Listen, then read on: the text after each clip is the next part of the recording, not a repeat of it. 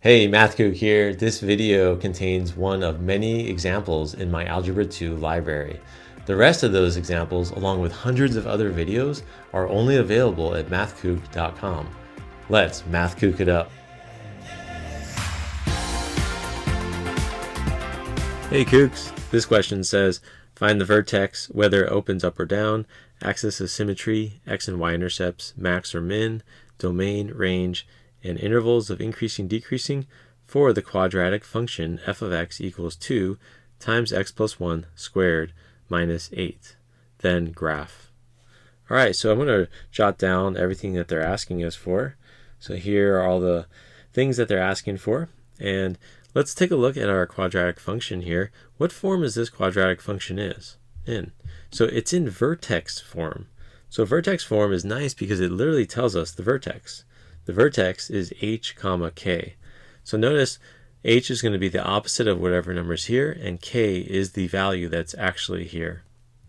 All right, so let's bring down our function here.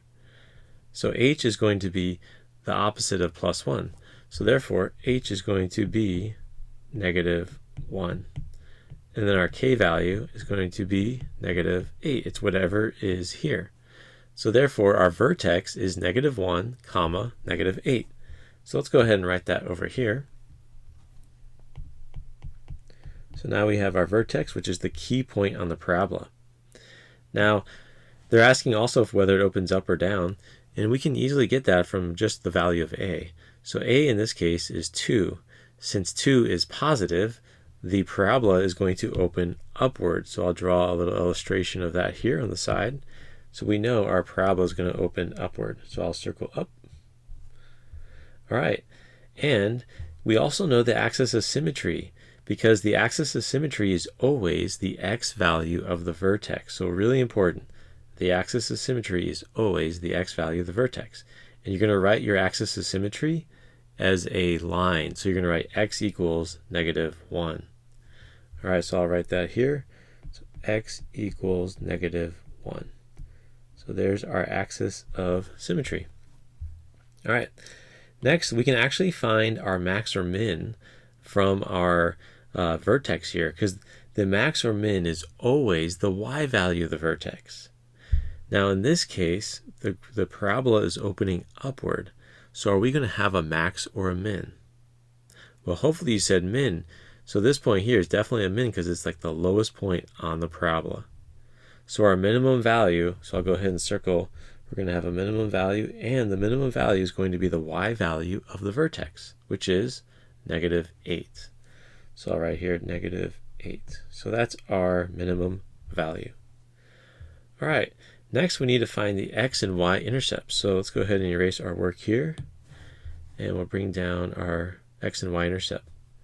So to find x-intercepts, we plug in 0 for y and solve for x. So I'll plug in a 0 here for y, and then we will solve for x. So the first step is, well, in general, we want to isolate the x plus 1 squared, and then take the square root of both sides. So we have a minus 8 here, so I'm going to add 8 to both sides. The 8's cancel, I get 8 equals 2 times x plus 1 squared. We need to get rid of the 2. Since the 2 is multiplied by this here, we're going to divide both sides by 2. On the left side, we get 8 divided by 2, which is 4. X plus 1 squared. All right, now we need to get rid of the square. So what do we do to get rid of it? We take the square root of both sides. On the left side, we always want to put plus or minus. So here, the square root of 4 is 2, so I'll put plus or minus 2. And then the square roots and the square cancel out. All right, so now we have this here. Now we have to solve for x. So let's go ahead and do two equations, one with a positive 2 and one with the negative 2. All right, so now we have to solve for x, so we're going to subtract 1 to both sides, and that'll give us x equals 1. And same thing over here, we're going to subtract 1 to both sides, x will equal negative 3. All right, so those are our two x-intercepts, and we want to write them as points. So what's the y value for any x-intercept? it's 0. So this x-intercept will be 1, 0. So I'll write that over here on the left, 1, 0. And then your other one will be -3, 0. All right, so now that we have those, let's move on to the y-intercept. How do we find the y-intercept? We plug in 0 for x and solve for y.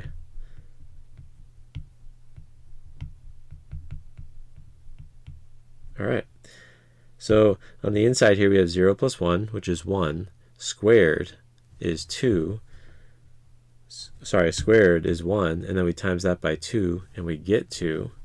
So this becomes f of 0 equals 2 minus 8. So f of 0 equals -6. All right, so what's this as a point?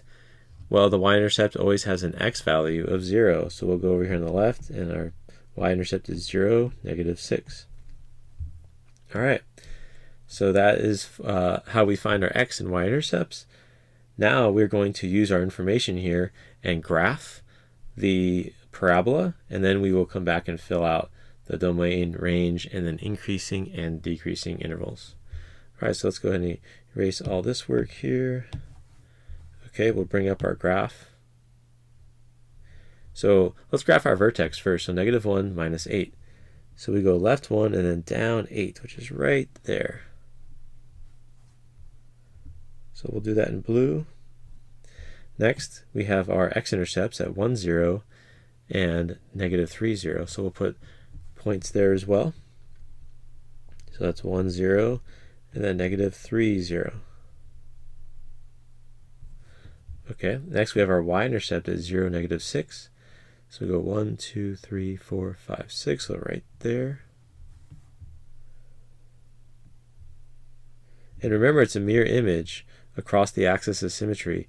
So if this point is here, then this point will also be right there at -2, -6. So I'll put that here as well, just so that shows nice and symmetric.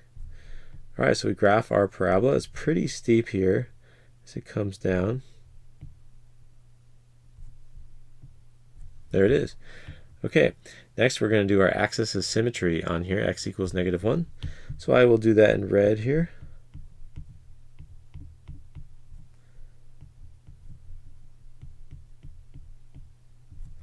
All right, so that is x equals -1. So that's our axis of symmetry. This point right here is our vertex, which is -1, -8. All right. Now we have to find our domain and range. So domain is all the possible x values starting at -infinity going to the right.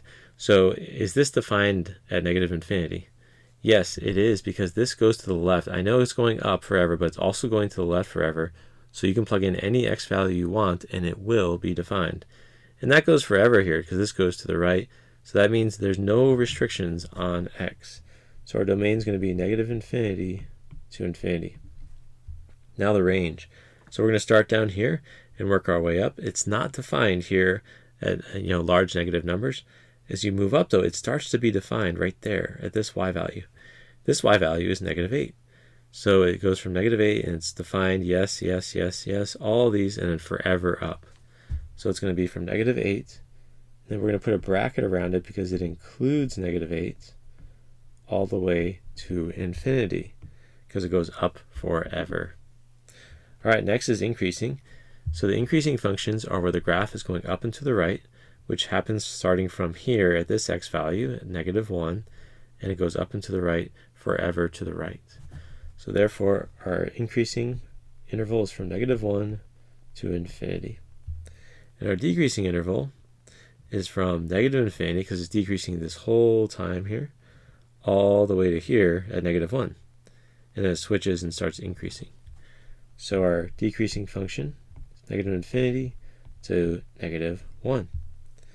All right, so we have all of our information here, and we've graphed our quadratic function, which is a parabola opening upward, and the vertex is at -1, -8. Let's look at another example. Hey Kook, if you found this video helpful, hit that like button, subscribe, and drop a comment. For unlimited access to all of my Algebra 2 videos, visit mathkook.com. Thanks for watching.